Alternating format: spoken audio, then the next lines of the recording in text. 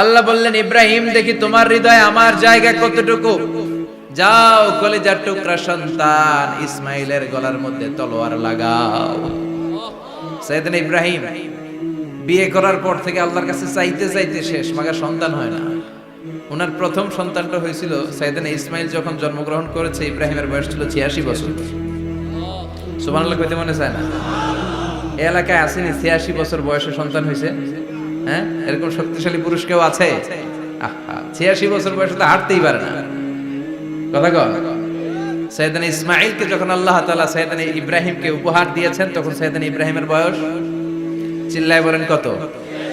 86 বছর বয়সে যে কলিজার টুকরা সন্তানটাকে হাতে পেলেন, চাঁদের মতো সুন্দর ছেলে। আল্লাহ বললেন, দেখি আমার হৃদয়ে তোমার জায়গা কতটুকু, ইসমাইলরে জবাই করো। বলতে দেরি, ছুরি লাগাতে দেরি হয় না। এরপরে উনি ওনার কলিজার টুকরা ছেলে সাইয়েদনা ইসমাইলের সাথে কি ডায়ালগ মারলে সেটাও কোরআনের ভেতরে আছে না নাই?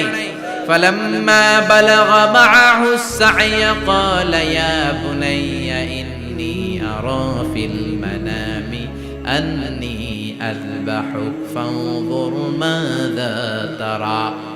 তিনি ছেলেরা ডেকে বললেন, ও আমার কলিজার টুকরা ছেলে ইসমাইল, গত রাতে আমি স্বপ্ন দেখেছি যে আমি তোমাকে জবাই করছি। ফানজুর মাযা তারা, তোমার অভিমত কি, অপিনিয়ন কি জানাও। সুবহানাল্লাহ বলেন। ছেলেরা বললেন, আমি স্বপ্নে দেখেছি তোমারে জবাই করতেছি, তোমার অভিমত কি? আমগরে যদি আমগো আব্বারা কইতাম আমার দেখেন না, বড়টারে দেখছেন। কথা কন।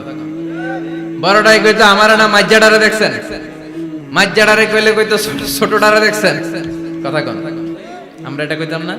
100% আমরা এরকম উত্তর দিয়ে দিতাম। চিল্লায় কোন ঠিক কিনা?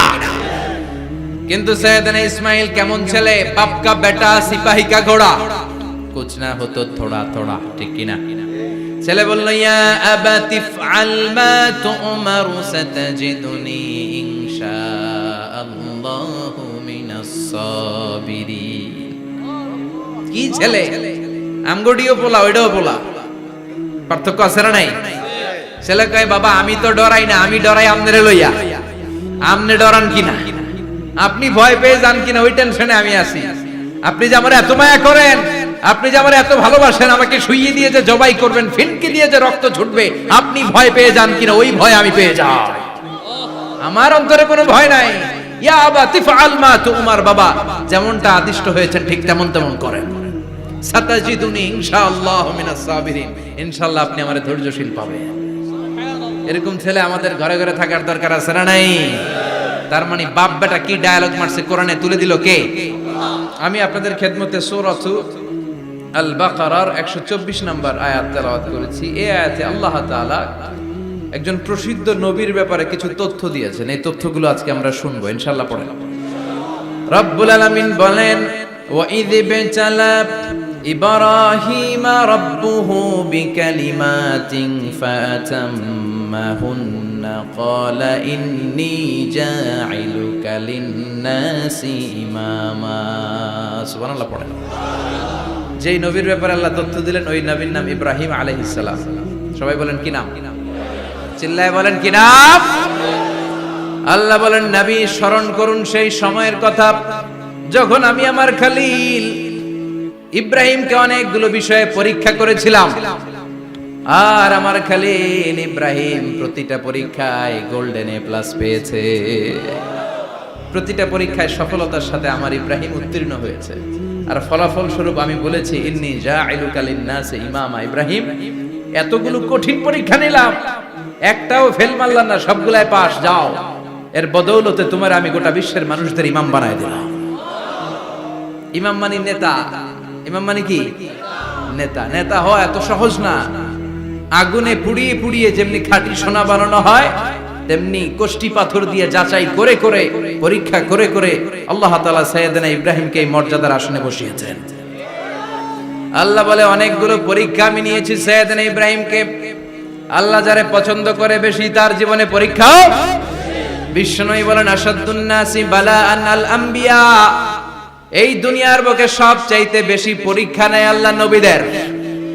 সুম্মাল আমসাল ফাল আমসাল, তারপরে সিদ্দিকিনদের, তারপরে শুহাদাদের, তারপরে সালিহিনদের।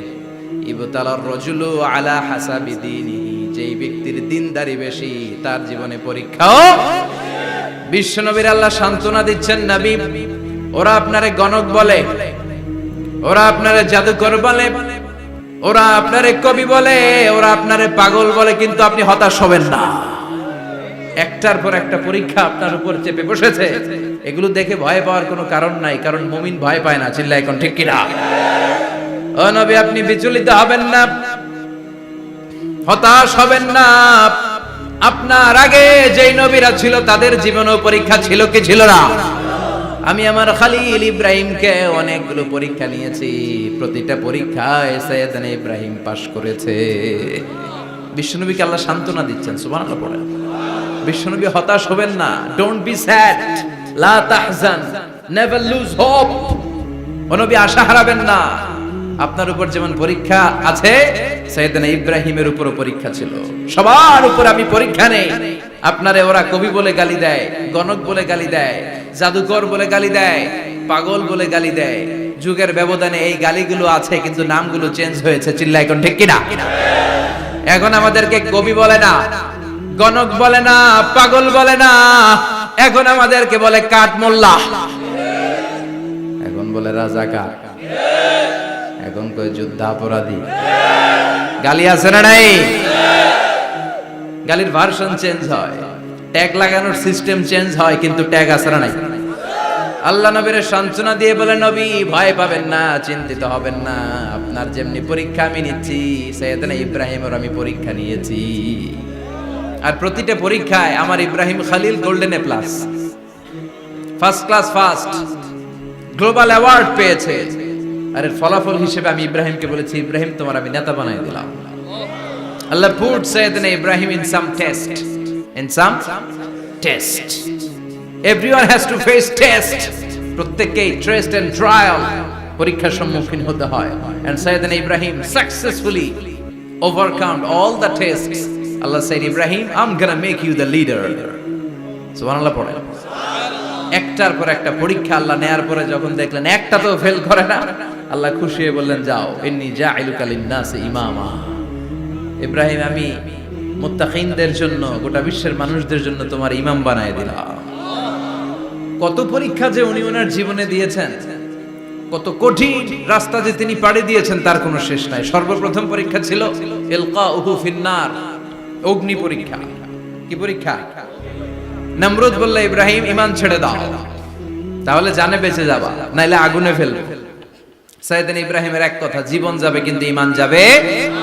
ঈমানের পথে অবিচল থেকে আমার মরণ যেন হয়, তোমারই কাছে মিনতি আমার, তোমারই কাছে মিনতি আমার। মহামহিম দয়াময়, ঈমানের পথে অবিচল থেকে আমার মরণ যেন হয়। পড়ে না আরো জোরে পড়ে না আমিন। নমরুদ বলে, ঈমান ছেড়ে দাও, তা না হলে আগুনে ফেলবো। সাইয়েদনা ইব্রাহিম বলে, জীবন যাবে কিন্তু ঈমান যাবে। তার মানে আগুনের পরীক্ষায় পাস। চিল্লায় বলেন, আগুনের পরীক্ষায়। পরীক্ষা নাম্বার 2, একটার পর একটা পরীক্ষা নিতে আল্লাহ শুরু করলেন। আল্লাহ বললেন, ইব্রাহিম যাও, কলিজার টুকরা সন্তানকে আর হাজারকে, আমরা ওনারা ডাকি বিবি হাজরা, আমরা কি ডাকি বাংলাদেশে, আসলে নাম কি হাজার, যাও তোমার স্ত্রী হাজারকে আর ইব্রাহিমকে মক্কার ধুধু প্রান্তরে ফেলে দিয়ে আস। ওখানে মানুষ নাই, প্রাণী নাই, জনমানব শূন্য। দেখি আমার কদ্দুর ভালোবাসো। বলতে দেরি, টু শব্দ না, মরুভূমিতে ফেলে দিয়ে আসতে। তার মানে পরীক্ষা নাম্বার 2 তেও, কথা বলেন, 2 তেও। পরীক্ষা নাম্বার 3, আল্লাহ বললেন, ইব্রাহিম দেখি তোমার হৃদয়ে আমার জায়গা কতটুকু, যাও কলিজার টুকরা সন্তান ইসমাইলের গলার মধ্যে তলোয়ার লাগাও। সাইয়েদনা ইব্রাহিম বিয়ে করার পর থেকে আল্লাহর কাছে চাইতে চাইতে শেষ, মাগা সন্তান হয় না। ওনার প্রথম সন্তানটা হয়েছিল সাইয়েদনা ইসমাইল যখন জন্মগ্রহণ করেছে, ইব্রাহিমের বয়স ছিল 86 বছর। সুবহানাল্লাহ কইতে মনে চায় না? এই এলাকায় আসেনি 86 বছর বয়সে সন্তান হয়েছে? হ্যাঁ, এরকম শক্তিশালী পুরুষ কেউ আছে? 86 বছর বয়সে তো হাঁটতেই পারে না। কথা কন। সৈয়দনা ইসমাঈলকে যখন আল্লাহ তাআলা সৈয়দনা ইব্রাহিমকে উপহার দিয়েছেন, তখন সৈয়দনা ইব্রাহিমের বয়স, চিল্লায় বলেন কত? 86 বছর বয়সে যে কলিজার টুকরা সন্তানটাকে হাতে পেলেন, চাঁদের মতো সুন্দর ছেলে। আল্লাহ বললেন, দেখি আমার হৃদয়ে তোমার জায়গা কতটুকু, ইসমাইল রে জবাই করো। বলতে দেরি, ছুরি লাগাতে দেরি হয় না। তার মানে এই পরীক্ষায় পাস। একটার পর একটা আল্লাহ পরীক্ষা নিয়েছে, একটার পর একটা পরীক্ষা। আগুনের পরীক্ষায় পাস, ফ্যামিলি বিসর্জন দাও পাস, কলিজার টুকরা সন্তানের গলায় ছড়ি লাগাও পাস,